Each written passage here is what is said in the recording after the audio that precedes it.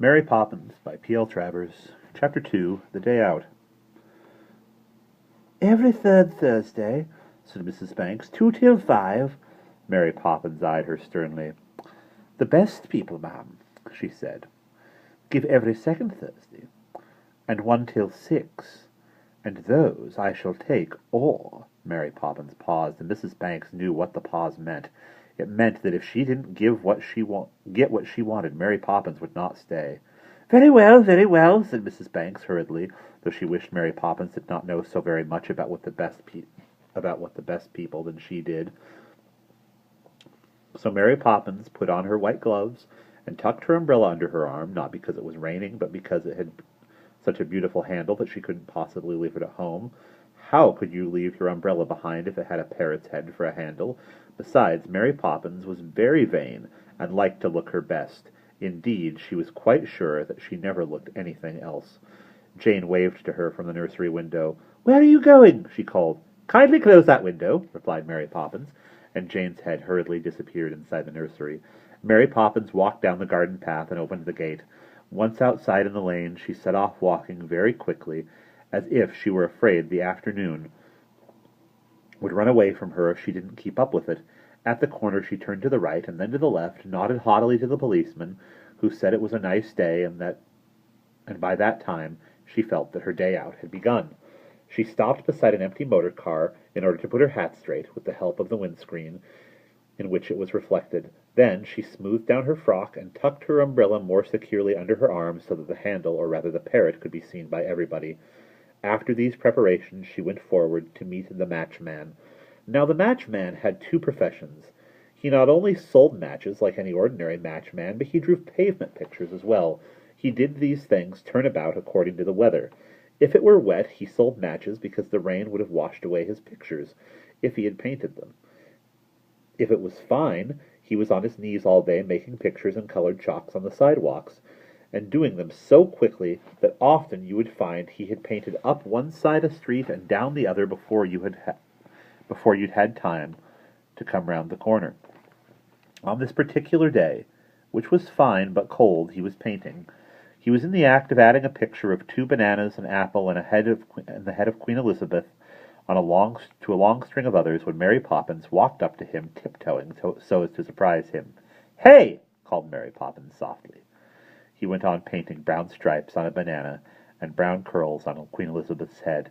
"Ahem!" said Mary Poppins, with a ladylike cough. He turned with a start and saw her. "Mary!" he cried. And you could tell by the way he cried that Mary Poppins was a very important person in his life. Mary Poppins looked down at her feet and rubbed the toe of one shoe along the pavement 2 or 3 times. Then she smiled at the shoe in such a way that the shoe knew quite well that the smile wasn't meant for it. "It's my day, Bert," she said. "Didn't you remember?" Bert was the matchman's name. Herbert Alfred for Sundays.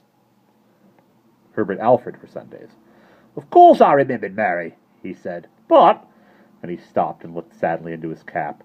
It lay on the ground beside his last picture, and there was 2pence in it. He picked it up and jingled the pennies.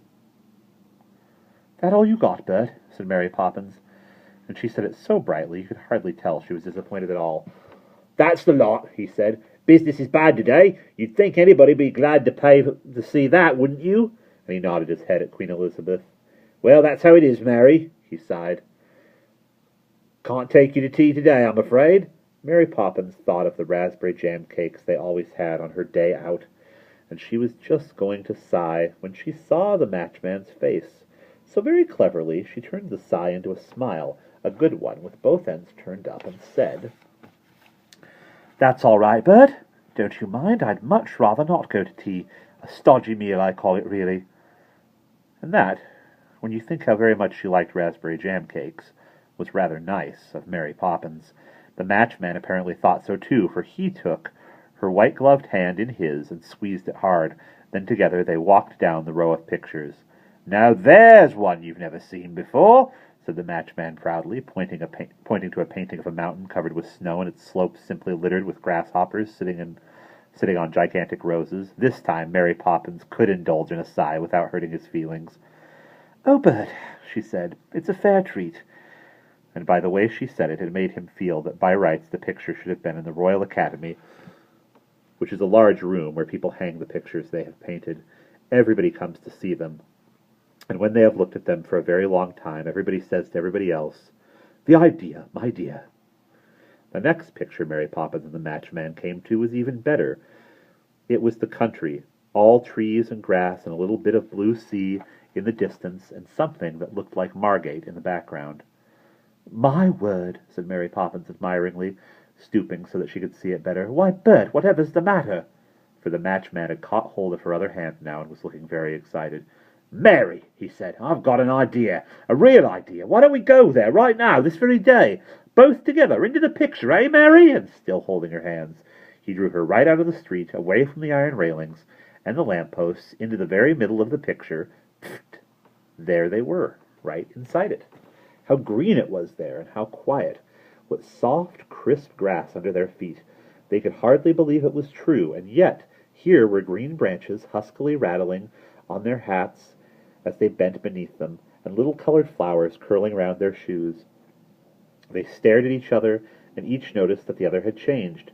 To Mary Poppins, the Matchman seemed to have bought himself an entirely new suit of clothes, for he was now wearing a bright green and red striped coat with white flannel trousers, and best of all, a new straw hat.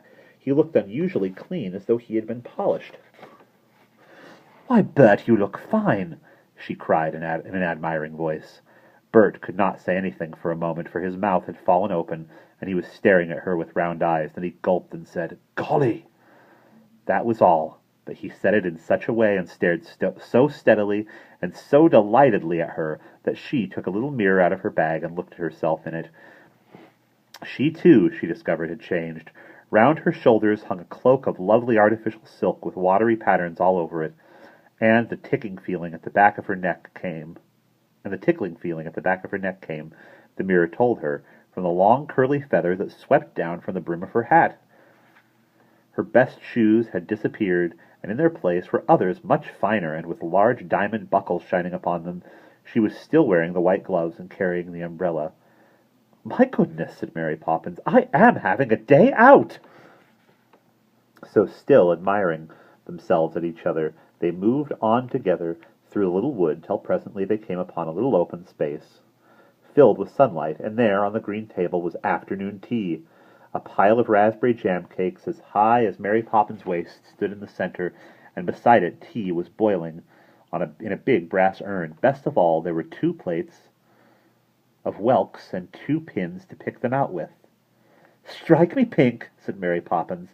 That was what she always said when she was pleased. "Golly," said the Matchman, and that was his particular phrase. "Won't you sit down, madame?" inquired a voice, and they turned to find a tall man in a black coat coming out of the wood with a table napkin over his arm. Mary Poppins, thoroughly surprised, sat down with a plop upon one of the little green chairs that stood around the table. The Matchman, staring, collapsed onto another. "I'm the waiter, you know," explained the man with the black coat. "Oh, but I didn't see you in the picture," said Mary Poppins. "Ah, I was behind the tree," explained the waiter. "Won't you sit down?" said Mary Poppins politely. "Waiters never sit down, madam," said the man, but he seemed pleased at being asked. "Your whelks, mister," he said, pushing a plate of them over to the Matchman. And your pin." He dusted the pin on his napkin and handed it to the Matchman. They began upon the afternoon tea, and the waiter stood beside them to see that they had everything they needed.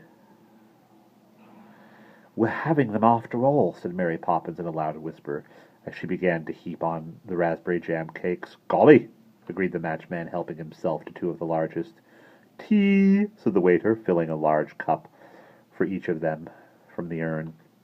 They drank it, and had 2 cups more each, and then, for luck, they finished the pile of strawberry jam cakes. After that, they got up and brushed the crumbs off. "There's nothing to pay," said the waiter, before they had time to ask for the bill. "It is a pleasure. You will find the merry-go-round just over there," and he waved his hand to a little gap of trees where Mary Poppins and the Matchman could see several wooden horses whirling round on a stand. "That's funny," she said. "I don't remember seeing that in the picture either." "Ah," said the matchman, who hadn't remembered it himself. "It was in the background, you see."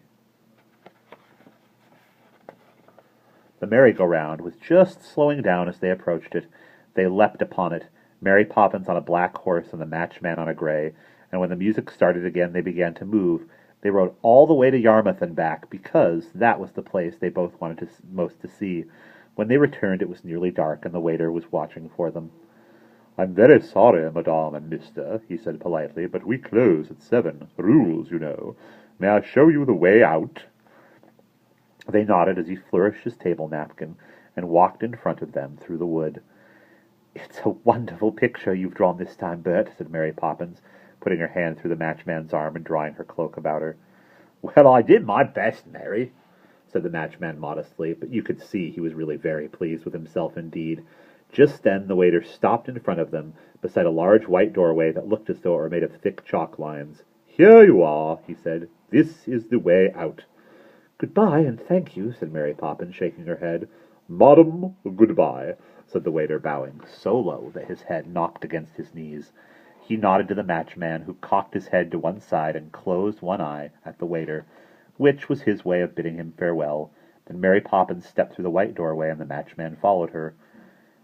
And as they went, the feather dropped from her hat, and the silk cloak from her shoulders, and the diamonds from her shoes. The bright clothes of the matchman faded, and his straw hat turned into his old ragged cap again. Mary Poppins turned and looked at him, and she knew at once what had happened. Standing on the pavement, she gazed at him for a long minute, and then her glance explored the wood behind him for the waiter, but the waiter was nowhere to be seen. There was nobody in the picture. Nothing moved there. Even the merry-go-round had disappeared. Only the still trees and the grass and the unmoving little patch of sea remained. But Mary Poppins and the matchman smiled at one another. They knew, you see, what lay behind the trees. When she came back from her day out, Jane and Michael came running to meet her. "Where have you been?" they asked her. "In Fairyland," said Mary Poppins. "Did you see Cinderella?" said Jane. "Ha! Cinderella, not me," said Mary Poppins contemptuously. "Cinderella, indeed!" "Or Robinson Crusoe?" said Michael. "Robinson Crusoe, pooh!" said Mary Poppins rudely. "Then how could you have been there?" "It couldn't have been our Fairyland." Mary Poppins gave a superior sniff. "Don't you know," she said pityingly, "that everybody's got a Fairyland of their own?" Then with another sniff she went upstairs to take off her white gloves and put the umbrella away. And that's the end of Chapter 2.